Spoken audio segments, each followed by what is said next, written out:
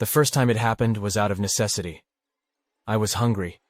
Not for food, but for a connection with life more intimate than anyone else could understand. This way, I would understand them completely, see their fear, feel their terror, absorb their final moments. It was my way of touching the soul, of knowing it. Sick, you might say, but you're not me. They were simple choices, my selections. Isolated, unsuspecting, devoid of any sinister potentiality. I followed their lives from the shadows, blending in the mundane routine of their existence. Watching them was a feast of anticipation. Their mundane habits a thrilling symphony building to a climactic crescendo. My work was an art, and I was its unwavering maestro. One of my favorites was Lucy, a ballet dancer.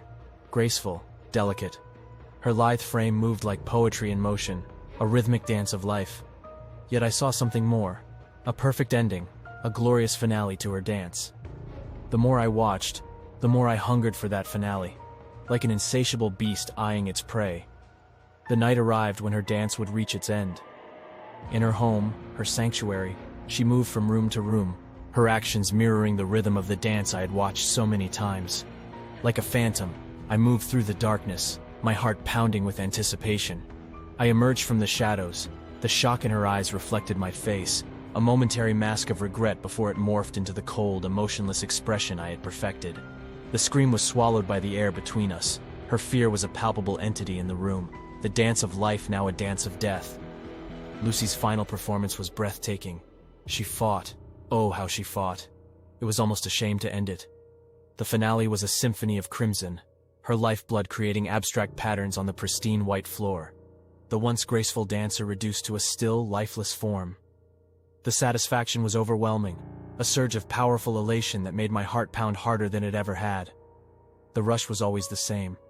Powerful, raw, more real than anything else. Every breath taken by me was a breath they could no longer take. Each beat of my heart echoed in the deafening silence of their stilled ones. I was a god, deciding who got to see the dawn and who didn't. I am no common murderer, you see. I am an artist, a composer, a performer.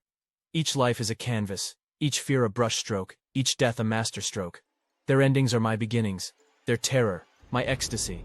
But remember, this is not a confession. It is a performance. It is art. Perhaps you're in the audience, perhaps you're in the wings, perhaps you're on stage.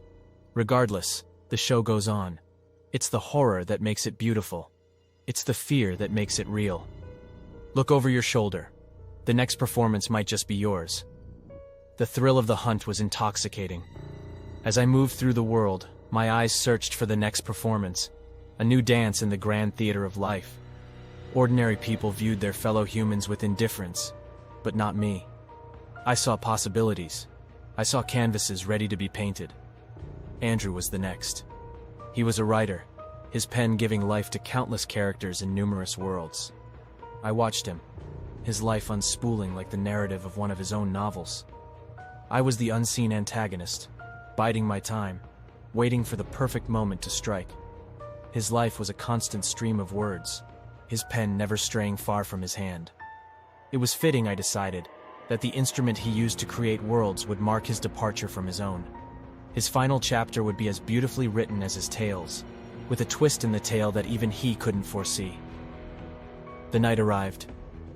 The house was silent, save for the scratching of his pen. Creeping into his study, the surprise in his eyes mirrored Lucy's. He was looking at his own mortality, the end of his tale. The pen dropped from his hand, clattering onto the wooden floor, an echo in the deafening silence. His death was another performance. The struggle was brief. I watched as fear gave way to acceptance, his life bleeding away onto the parchment that he cherished. His final words, an unfinished sentence, a story abruptly ended. The irony was almost poetic. The symphony played on, my existence a never-ending performance. The excitement of the hunt, the satisfaction of the kill, the intoxicating power that came with being the puppet master of life and death. I was unstoppable. But as time wore on, something changed. The thrill of the chase began to dull. The satisfaction of the kill began to fade. The faces of Lucy, Andrew, and the countless others I had visited began to blend into one another. My masterpiece, My performances were losing their luster. The void within me yawned wider. What was once a game had become a desperate attempt to feel, to connect. The world around me became a blur, faces blending into an indistinguishable mass. The thrill was gone. Or was it? Suddenly, a face stood out from the crowd. A pair of eyes stared back at me, not with indifference, but with recognition. They mirrored my own, empty, searching, desperate. It was not a victim I saw, but a fellow performer, a partner. In their eyes I saw a reflection of my own terror, my own desperation. The thrill was back, but it was different this time. The puppet master was now a puppet, the hunter, the hunted. It was my turn to dance. And oh, what a dance it would be.